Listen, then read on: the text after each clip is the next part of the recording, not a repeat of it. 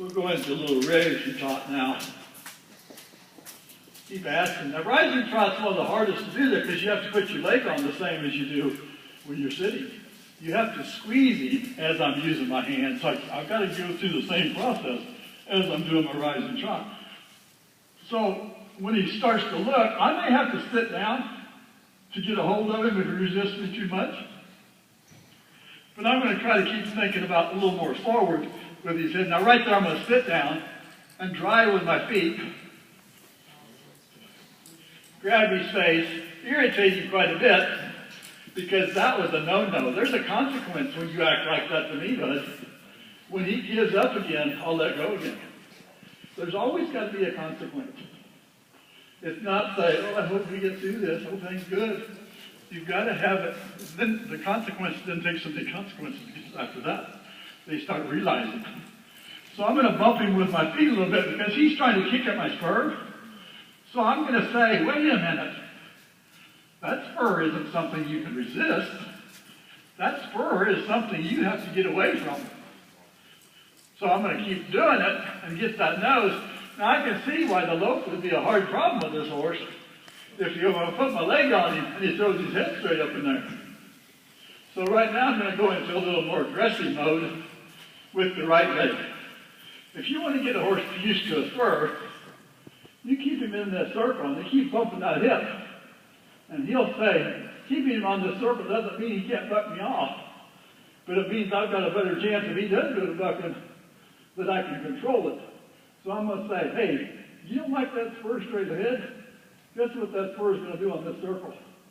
You better get over it. I'll do it that way a little bit. Then I'll do this way a little bit. Now I'm just working on the spur now, but eventually I'm going to work on that nose going down at the same time, off that inside rein.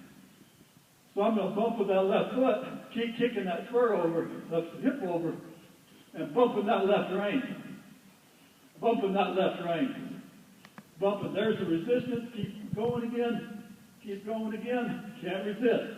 He's saying you can't touch my face and touch my rib at the same time. And I'm saying, yes, I can. Yes, I can. One of us is going to wear out first, and guess who it's going to be? He's going to eventually, hope you guys got your sleeping bag with you. Eventually, he's going to give me his nose down and around off my left leg. As long as you guys have lunch, I may still be here for a while.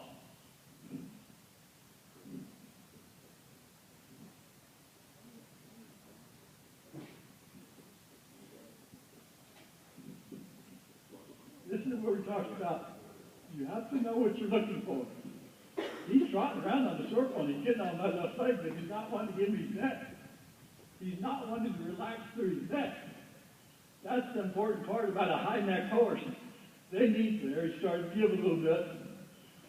You can feel them start to let go in their trot when they start letting go of their neck. Now he's wanting to quit. He said, wait a minute. I'm just going to quit. I'm going out the door. Nope. Sorry. You haven't given me everything I want in this circle yet. The second he gives me everything I want in this circle, there's resistance again, I'm going to let him take a break. But not until he gives me what I want. There goes the neck.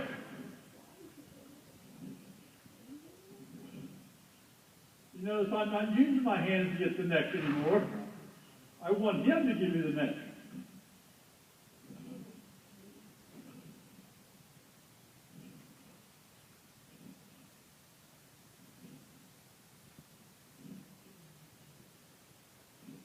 And like I said, for him to give me his neck, because of his breathing and his upright, he doesn't want to graze. He says, that's be uncomfortable for me to graze with you on my back. There. Now I'm going to quit him right there because he's given me some neck. I'm going to keep him walking, but I'm going to, because he came from that tension of the upper neck, he can go a lot lower. You can get these horses to be dragging their nose on the ground. It's hurting there. That's what I think about. Can you get dirt in your nostrils? Now he's left and he's a righty. He's left side, right side. He doesn't know any clue. When I go to the right, he's got to do the same thing. He's got to give me that neck before I'll quit him. So when he starts giving me that more down and relaxing down, now he flexes pretty good to the right more than he does the left. He'll probably go down faster because of it, he's more right there, good boy. Now I'll just quit him, I'll quit riding him. Good boy, good boy. Still has to focus on me, can't look out the window. Good boy. Good boy. Flex. Flex, oh yeah, now he's starting to kind of get over he gets locked too far over to the side, but he's getting better. We don't want him to think we're going to pull him. Leading horses, there's people that lead horses or people that ride horses. I don't want him to think I'm pulling him anywhere. I'm not pulling his face to the left. I'm saying, I'm assisting your head going to the left when I quit riding, touch him with the left leg, I'm assisting what my leg's supposed to do. See, I didn't take much of a pull. I'm not pulling, I'm saying, give me your face. That's what you want these horses to do. I'm not literally pulling. I will pull him in a reprimand for not paying attention to my leg. Now, I use reprimand, but that doesn't look very violent to me. I don't know if it does to you, but it doesn't look like I'm being over-aggressive. I'm not stabbing him. I'm saying, would you pay attention to the softness of my left leg? Good boy.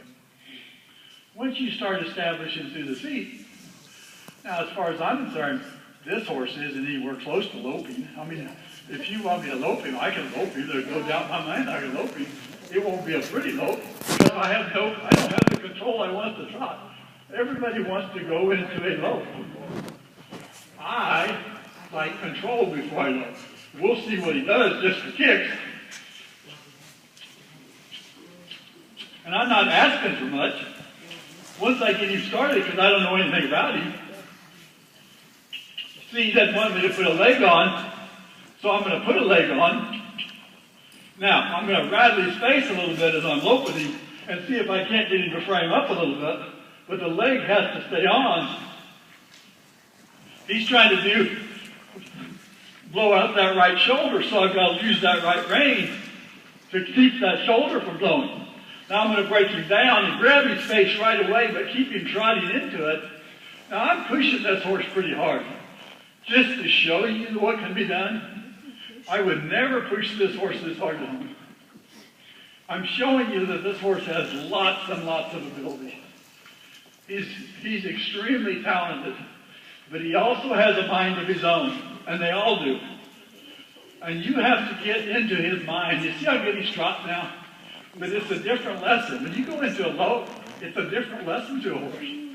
It's a totally different gait. Every gait has to be trained. If he's not good at the walk and the trot, how could he ever be good at the lope? Everything's happening so much faster. I don't know anything about a right lope, but I got a feeling it's not going to be pretty. The way he's pushing on my right leg right now, I have to have a bend the whole time. I'm going to stop. Good boy. Good boy. Ask him to give me a little face. Not back up. Not back up. Not back up. Just give me some face. Give me some face and give me some neck. Don't back up. Touching the mouth does not mean back up if my leg's on. If my leg's on, it means lower your neck. I'm going to give him a little break here for a minute. We're going to try the right lead. Like I said, this is the worst thing a clinician can do. Get on a horse they don't know in front of a bunch of people and get a fool made out of it. But I do it because I don't care. I've done this my whole life, and I want people to know that we can all be fools. We can all look like a fool, but when you get to my age, I usually sort. I say, I'll walk past that horse because I know him, but I won't do anything stupid. I did that to what horse was that got on? Somewhere. It took a long time, a lot longer. It finally got him, but it took a long time. So, people need to know that we make mistakes too. But what we've learned to do as a professional is to pick our battles. We want to get in front of a crowd and show off, do all that stuff. I'll show off on my horse all day long because I know her. But it's hard for me to show off on somebody else's horse, especially might get my shirt dirty. So I'm just flexing him around here a little bit to say, you need to stay off that right leg, because if you don't stay off that right leg, I can't lope you.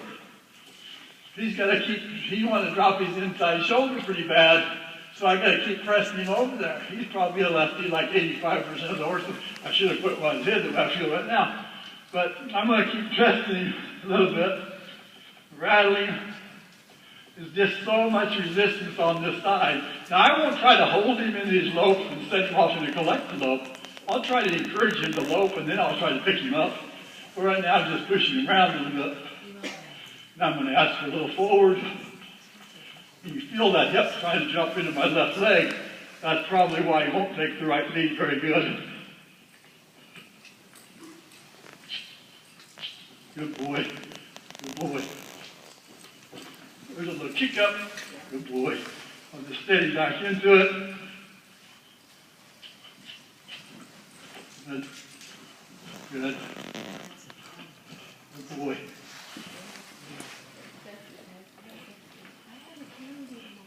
I'll rattle his face a little bit.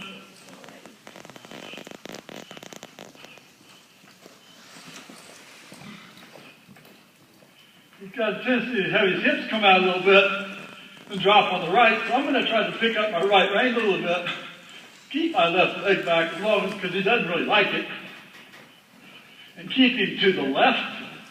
So I'm going to leg yield him a little bit as loping to make sure he tries to stay on my circle, because he's trying to cut it off. So I've got to stay on the left seat bone, not on the right seat bone, because watch when I get on my right seat bone, here goes the circle cut off. And that's what he'll do. He'll drop to the inside and cut my circles off. So we'll flex him a little bit. That's pretty good. I'm going to push him over a little bit. They said he didn't know much about lateral work, and he doesn't know anything about lateral work. Doesn't mean I won't ask him for a leg yield.